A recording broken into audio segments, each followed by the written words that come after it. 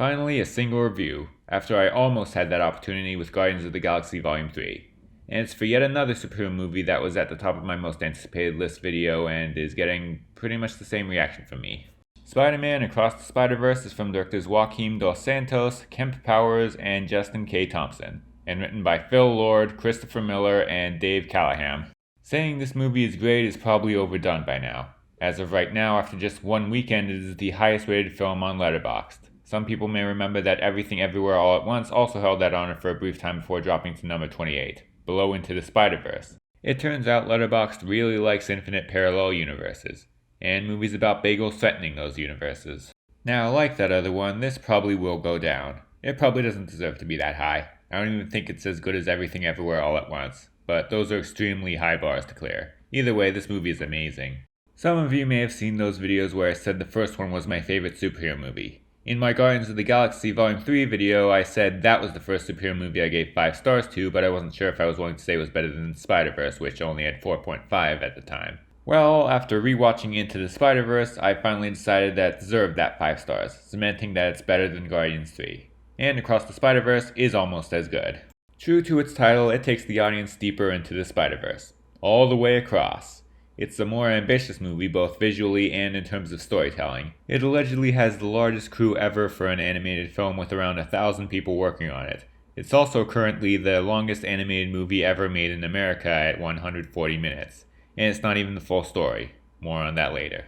Possibly the most ambitious thing about it is its animation. This is what you get when you have 1,000 people working on it. It's even more visually stunning than the first, blending even more wildly different animation styles often in the same frame.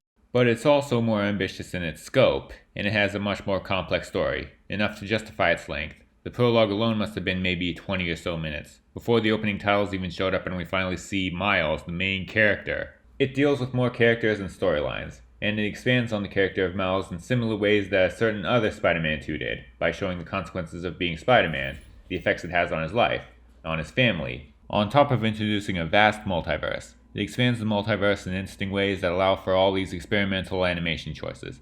But despite all this, it never feels crowded. And it ends on a cliffhanger, which, yeah, that sucks. And it's a good one that makes me want to see part 2 right now. This decision would have gone a lot better among the audience if it had just kept the part 1 in the title. But either way, sadly, this is not a full movie. This ending feels even worse now that it's coming at the end of a nearly perfect movie. Last week I knocked Fast X for doing this. Yet I'm giving this a perfect score. Earlier this week I made a YouTube short that was simply titled, I Have Double Standards. But since this is only the first part of a story, it does kind of feel incomplete at the end. It ends on a cliffhanger.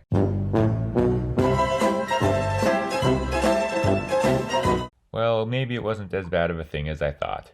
If the second part is even close to being as good as this, it could be a truly amazing saga. Shit, possibly one of the best animated trilogies ever, or the best superhero trilogies. It's the perfect ending to what might be the most consistently great superhero trilogy ever. Maybe I have a problem, but this one is so full of plot and cool stuff that I fully believe they needed 2 parts for it. This was not just something to make more money. That almost definitely played a role in this decision for the studio, but the fact that it's such a big adventure didn't hurt either. It took almost 2.5 hours just to tell half of a story, and it didn't drag once. I was thinking of knocking it off a half star because of the lack of an ending, but I couldn't. It was still better than Guardians of the Galaxy Volume 3. Maybe with time I'll eventually see that neither of these movies are worthy of that 5-star rating, but Spider-Man is less likely to change, especially if the second one is good too.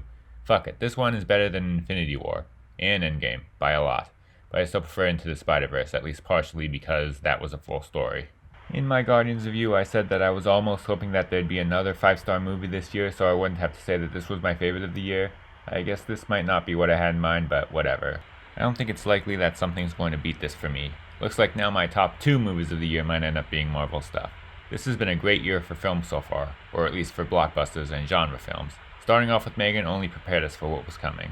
I'd say this is what both animated films and superhero movies should strive for, but that might be too big a goal for them. Pack up, these 2 genres have peaked. This is such a great movie you won't even care that it's incomplete.